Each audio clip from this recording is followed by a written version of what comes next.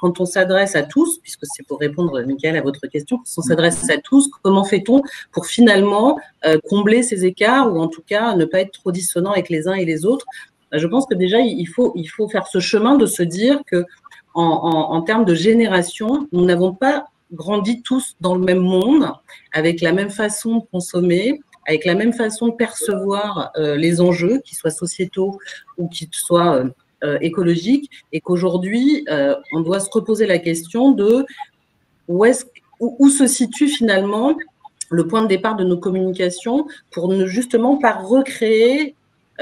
finalement de la déception, alors qu'on a vraiment des programmes qui sont fortement impliquants, en étant un peu trop superficiels aussi dans notre façon d'embarquer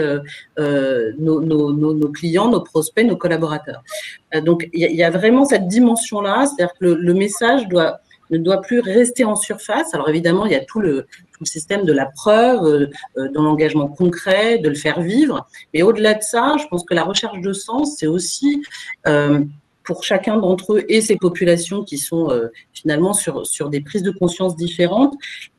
redescendre aussi ou aller plus en profondeur à leur niveau d'attente et non pas simplement dans finalement une présentation de surface.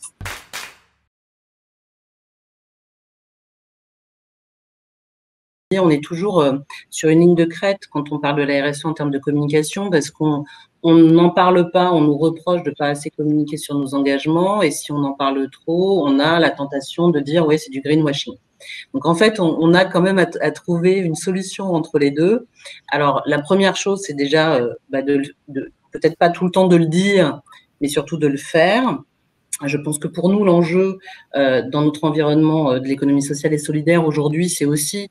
que ça puisse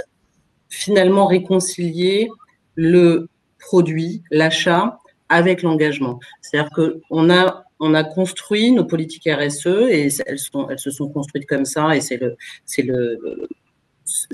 le mouvement assez naturel. Elles se sont construites presque, pour certains, en marge de leur engagement réel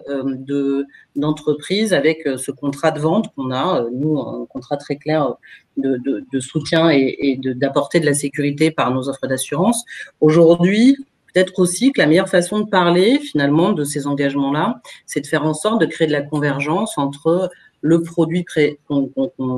propose à nos consommateurs et ces engagements, et non plus d'avoir une politique RSE d'un côté et finalement du produit de l'autre. Et plus on sera dans la convergence, moins on aura finalement besoin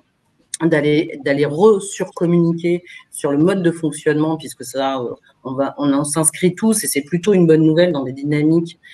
positives de prise de conscience qu'il faut qu'on interagisse. Mais cette fois-ci, d'être finalement l'inclusion, c'est l'inclusion de la RSE au cœur même de la démarche de l'offre de l'entreprise. Et je pense qu'à ce moment-là, le discours va être de plus en plus clair, audible et concret pour l'ensemble de nos clients et de la population au sens large, puisqu'après, il y a le choix électif. Voilà.